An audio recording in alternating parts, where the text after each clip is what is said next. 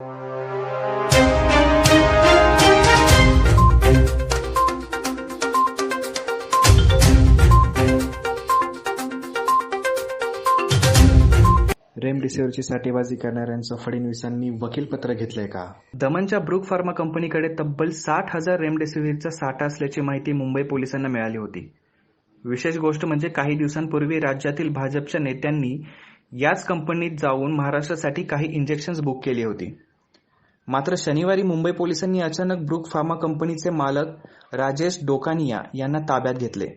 राजेश डोकानिया यांनी पोलिसांनी ताब्यात घेतल्यानंतर भाजप नेते आणि विधानसभेचे विरोधी पक्षनेते देवेंद्र फडणवीस तसेच विरोधी पक्षनेते प्रवीण दरेकर यांनी थेट पोलीस स्थानकात धाव घेतली.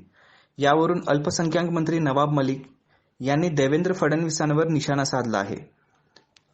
रेमडेसिवीरचा साठेबाजी होत असल्याची माहिती मिळाल्यानंतर ब्रूक्स फार्मा कंपनीचे मालक राजेश डोकानिया याला पोलिसांनी चौकशीसाठी ताब्यात घेतल्यानंतर राज्यातील संपूर्ण भाजप का घाबरली, असा सवाल नवाब मलिक यांनी केला आहे. देशामध्ये राज्यामध्ये रेमडेसिवीरच्या तुटवडा असताना केंद्र सरकारने रेमडेसिवीरच्या निर्यातवर बंदी घातलेली आहे. देशामध्ये 7 कंपन्याला देश अंतर्गत डिस्ट्रीब्युशन आणि विक्रीची परवानगी आहे. 2 कंपन्यांना परदेशात विक्रीची परवानगी आहे. त्या उलट प्रोडक्शनच्या परवानग्या 17 कंपन्यांना या देशामध्ये आहे. ते प्रोडक्शन करून या 2 कंपन्या जे विदेशमध्ये निर्यात करत आहेत त्यांना देऊ शकताय आणि या 7 कंपन्यांना स्वतः प्रोडक्शनच्या परवानगी देण्यात आलेल्या आहे. निर्यातवर बंदी घातल्यानंतर काही कंपन्या आमच्याकडे साठा उपलब्ध आहे, आम्हाला विकण्याच्या परवानगी द्या, यासाठी महाराष्ट्र सरकारला अप्रोच झाले. ब्रूक फार्मा नावाची कंपनी, त्याचे मालक राजेश डोकानिया हे स्वतः मंत्री महोदय सिंगने यांना विरोधी पक्ष नेते दरेकर साहेब यांच्यासोबत भेटले. त्यांनी माहिती दिली की माझ्याकडे साठा आहे आणि जर परवानगी दिली तर मी हा साठा आपल्याला देऊ शकतो. 2 कंपन्यांनी परवानगी मागितली होती.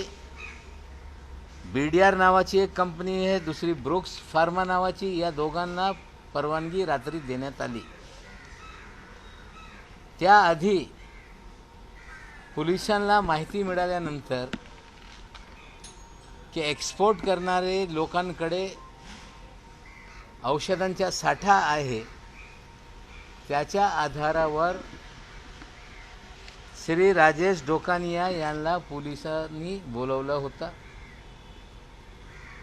त्यांच्याशी माहिती गोळा करण्याचं काम सुरू होतं आणि त्यानंतर या राज्याचे विरोधी पक्ष नेते श्री देवेंद्र फडणवीसजी, श्री दरेकरजी, आमदार प्रसाद लाडजी,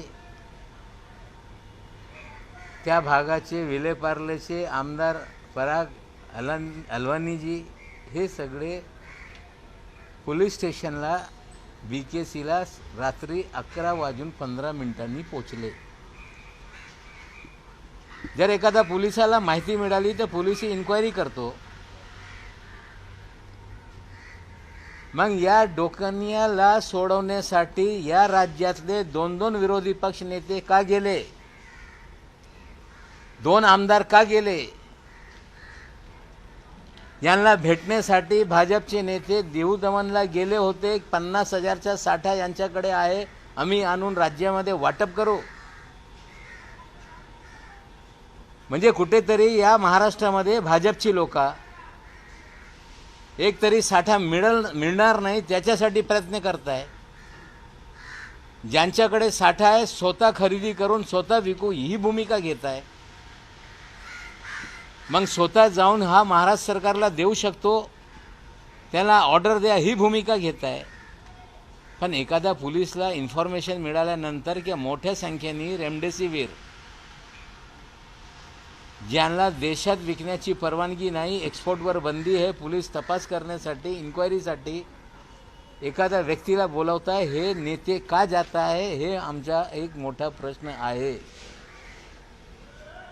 काल ह्या सगळी परिस्थिती झाल्यानंतर FDAने जे रात्री त्यांना 10 वाजता ऑर्डर दिली होती त्या कॉपी दाखवल्यानंतर राजेश ब्रूक फार्माचे जे मालक आहे डोकानिया यांना काही माहिती घेऊन सोडण्यात आला. त्यांना सांगण्यात आलेलं आहे की पुन्हा गरज वाटली तर तुम्हाला बोलू. पण पोलीस यंत्रणा काम करते कोणासाठी? जनतेसाठी. पोलीस यंत्रणा काला बाजार रोखण्यासाठी काम करते. साठा असेल तो जप्त करून कुठेतरी लोकांना दिलं पाहिजे या भूमिकेतून काम करते. पण डोकानियाला जर बोलवला तर संपूर्ण महाराष्ट्रातली भाजप का घाबरते? संपूर्ण महाराष्ट्रातला भाजप त्याला वकिलीसाठी का जात आहे? मला माहीत नाही. देवेंद्रजी वकील आहे, पण वकील पत्र घेऊन त्याची बाजू मांडत होते की त्यांचे संबंध आहे त्याच्यासाठी ते बाजू मांडत होते. जर महाराष्ट्राच्या हितासाठी महाराष्ट्राची पोलीस यंत्रणा काम करत असेल, महाराष्ट्राची FDAची यंत्रणा काम करत असतील, मग 2 तासामध्ये 1 तासामध्ये जर बोलवला तर संपूर्ण महाराष्ट्राचा भाजपचे प्रमुख नेते तिकडे जात आहे. याच्यात काय त्यांचा संबंध आहे हे कुठेतरी भाजपने खुलासा केला पाहिजे. हे बोलून चालत नाही की नवाब मलिक तर काही बोलत राहता, मी काही बोलत नाही. साठा या लोकांकडे आहे. तुम्ही ट्विट करून सांगताय की 50,000चा साठा आम्ही वाटणार आहे. जेव्हा सरकार मागते तेव्हा ती लोक देत नाही. मग याच्या मागचा काय राजकारण आहे हे भाजपने स्पष्ट केलं पाहिजे. जे रेमडेसिवीरचा साठा ठेवताय त्यांना इन्क्वायरीसाठी बोलवल्या आणि मग भाजपचे नेते, विरोधी पक्ष नेते, दोन्ही विरोधी पक्ष नेते त्यांच्या वकिलीसाठी पोलीस स्टेशनला जात आहे. म्हणजे याच्यात काहीतरी गडबड आहे. मला वाटते हे योग्य नाही, हे त्यांना शोभत नाही. एखादा विरोधी पक्ष नेता फोनवर माहिती घेऊ शकतो. एखादा पोलिसनी कारवाई सुरू केली त्या वरिष्ठांशी त्यांची चर्चा होऊ शकते. प्रत्येक समक्ष जाऊन पोलीस स्टेशनमध्ये जाऊन या प्रकारे वकिली करणे हे काय त्यांचं राजकारण आहे हे आम्हाला कळत नाही. चौकशी होणार आहे का? याचं राजकारण सुरू आहे रेमडेसिवीरचं की अर्थकारण सुरू आहे? काय नेमकं सुरू आहे आणि राज्य सरकारची भूमिका आता काय असेल? नाही, राज्य सरकारने स्पष्टपणे 2 जे निर्माता करणारे लोक आहे ब्रूक आणि दुसरी एक कंपनीला ऑर्डर दिलेला आहे की तुम्ही आमच्याकडे जे तुमचा साठा आहे ते आम्हाला द्या. ते म्हणत होते की आम्हाला मार्केटिंग करण्याची परवानगी द्या. त्यांना स्पष्टपणे परवानगी देण्यात आलेली आहे की मार्केटिंग तुम्हाला महाराष्ट्रामध्ये करता येणार नाही. तुम्ही जे साठा उपलब्ध होईल ते शासकीय यंत्रणेला विका, त्याची परवानगी देण्यात आलेली आहे. कुठेतरी काला बाजार सुरूच आहे. कुठेतरी साठवण करून लोकांना लुटण्याचं काम सुरू आहे.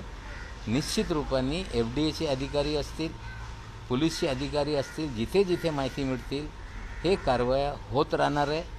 याआधी पण ज्यांच्याकडे हे ब्लॅक मार्केट करत होते, कमी साठा होता, कमी संख्येने औषधं त्यांच्याकडे होती, त्यांच्यावर पण गुन्हा दाखल झालेला आहे. जे कालाबाजार करत असतील, साठवण करून लोकांना लुटत असतील, निश्चित रूपाने कोणी कितीही मोठा असेल, त्याची वकिली कोणी करत असेल तो विषय नाही. निश्चित रूपाने जे लोक या प्रकारचे कारवाया करतील त्यांच्यावर कारवाया होणार आहे. कालची ही प्राथमिक चौकशी म्हणजे माहिती घेण्यासाठी या मनसुख राजेश डोकानियाला बोलवण्यात आला होता. पण सगळे भाजपचे लोक वकीलपत्र घेऊन तिकडे गेले. हे योग्य नाही आणि त्याचा खुलासा त्यांनी करावा. थेट भाजपला या कंपन्यांकडनं माल खरेदी करण्याचा अधिकार असेल का किंवा तो अधिकार दिला जाणार आहे का? मी पहिले त्या लोकांचं म्हणणं होता की लोकल मार्केटिंगसाठी आम्हाला परवानगी द्या.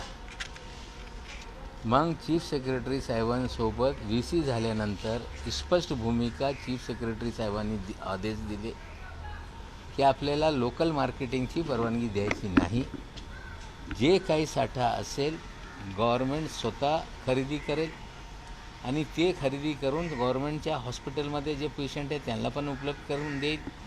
आणि जास्त असला तर मग जे इतर हॉस्पिटलमध्ये गरज आहे ते पण पुरवण्याचं काम शासनाच्या माध्यमातून होईल असा निर्णय झालेला आहे आणि 2 कंपन्यांना पत्र देण्यात आलेले आहे. सर, आरोग्यमंत्री हर्षवर्धन यांच्याशी मुख्यमंत्र्यांची चर्चा झाली. सर्वतोपरी आपण मदत करू असं आश्वासन त्यांनी दिलं. तर दुसरीकडे देवेंद्र फडणवीस हे अशा प्रकारे आरोप करतायत, तुमच्यावर सुद्धा थेट आरोप केलेले आहे. समन्वयाचा अभाव पुन्हा एकदा पाहायला मिळतो, लोकांना फटका बसतो. बघा असं आहे, काल मी बोलल्यानंतर निश्चित रूपाने देशातले आरोग्यमंत्री हर्षवर्धनजी मुख्यमंत्र्यांशी बोलले. त्यांनी स्वतः ट्विट केलेलं आहे. त्यांनी स्वतः आश्वासन दिलेलं आहे की ऑक्सिजनचा पुरवठा आम्ही करू, औषधांचा तुटवडा होऊ देणार नाही.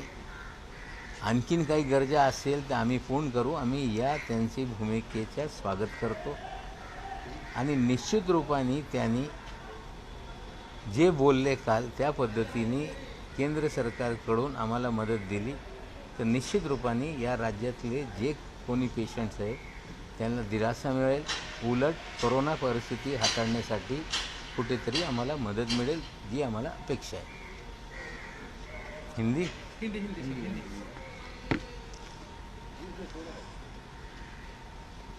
महाराष्ट्र में रेमडेसिविर का और देश में कहीं ना कहीं किल्लत है. कुल मिला के दुनिया में मार्केटिंग करने के लिए 2 कंपनियों के पास महाराष्ट्र देश में परमिशन है. 7 कंपनियां देश अंतर्गत बेच सकती है और 17 कंपनी ऐसी है जिन्हें सिर्फ उत्पादन करने के परमिशन दिए गए हैं. रेमडेसिविर पर बंदी लगाने के बाद 17 कंपनियों में से बहुत सारे लोग लोकल बेचने की परमिशन मांग रहे थे. गुजरात सरकार ने दी और महाराष्ट्र के भारतीय जनता पार्टी के लोग ब्रुक फार्मा नाम की कंपनी से दवा खुद लेना चाहते थे. और विरोधी पक्ष नेता परवीन दरेकर जी FDA के मंत्री महोदय के साथ उन्होंने मीटिंग कराई और परमिशन देने के लिए कहा. और जो परमिशन कल रात में 10 बजे रात में 2 कंपनियों को, ब्रुक फार्मा और दूसरी एक कंपनी है BDR, इनको परमिशन रात में 10 बजे दी गई. पुलिस को कुछ जानकारी मिली कि कुछ एक्सपोर्ट करने वाली कंपनियों के पास 60,000 से अधिक इंजेक्शन उपलब्ध है. पुलिस ने ब्रुक फार्मा के मालिक राजेश ढोकानिया को इंक्वायरी के लिए बुलाया. जब इंक्वायरी चल रही थी, पूछताछ चल रही थी, तो महाराष्ट्र के विपक्ष के नेता देवेंद्र फडणवीस जी, विधान परिषद के प्रतिपक्ष नेता परवीन दरेकर और बीजेपी के 2 विधायक पुलिस स्टेशन गए. 10 बजे जो आदेश दिया गया वो कॉपी उपलब्ध करने के बाद ब्रुक फार्मा के मालिक राजेश ढोकानिया जी को पुलिस ने पूछताछ के बाद छोड़ दिया और ये कहा कि फिर अगर ज़रूरत पड़ी तो आपको बुलाया जाएगा. सवाल ये उठता है कि एक दवा की किल्लत महाराष्ट्र में और देश में है. पुलिस को जानकारी मिलती है. पुलिस अगर किसी मालिक को पूछताछ के लिए बुलाती है तो नेता विपक्ष, नेता प्रतिपक्ष दोनों क्यों पुलिस स्टेशन में पहुंच जाते हैं? बीजेपी के वे विधायक जो इस कंपनी के मालिक को 5 दिन पहले मिले थे, दावा कर रहे थे कि 50,000 इंजेक्शन हम महाराष्ट्र में बांटेंगे, ये क्यों पहुंच जाते हैं? हमारी जानकारी के अनुसार देश के अंदर लगभग 30,500 इंजेक्शन इन 17 कंपनियों के पास है जो एक्सपोर्ट नहीं हो पा रहा है, जो अलग अलग राज्यों में परमिशन लेके बेचना चाहते हैं. गुजरात में परमिशन दी गई है गुजरात में बेचने की. हमसे भी परमिशन मांग रही थी कि हमें लोकल मार्केट में बेचने की परमिशन दी जाए. सरकार ने सिर्फ राज्य सरकार के जो इस्टेब्लिशमेंट है उन्हें बेचने की परमिशन दी है। क्या भारतीय जनता पार्टी जो जमाखोर है उनके साथ खड़ी है? क्या भारतीय जनता पार्टी पुलिस के कामकाज में अड़चन पैदा करना चाहती है? क्या भारतीय जनता पार्टी के नेता विरोधी पक्ष जो देवेंद्र जी हैं वो वकील हैं, नेता की हैसियत से गए थे कि वकीली करने के लिए वकील की हैसियत से गए थे? हमें लगता है ऐसे हालात में जब रेमडेसिविर की किल्लत दूर करने के लिए पुलिस यंत्रणा या शासकीय यंत्रणा काम करती है, जांच के लिए बुलाया जाता है, नेता प्रतिपक्ष वहां पहुंचते हैं, ये उचित नहीं है। क्या बीजेपी का इनके साथ संबंध है? बीजेपी बताए। 50-60 हजार दवा हम बांटेंगे, ये दावा 5 दिन पहले तक बीजेपी कर रही थी। वो 60 हजार मेडिसिन कहाँ है? जो ब्रुक फार्मा के पास जो स्टॉक है वो कहाँ है? इसकी जानकारी बीजेपी को देनी पड़ेगी।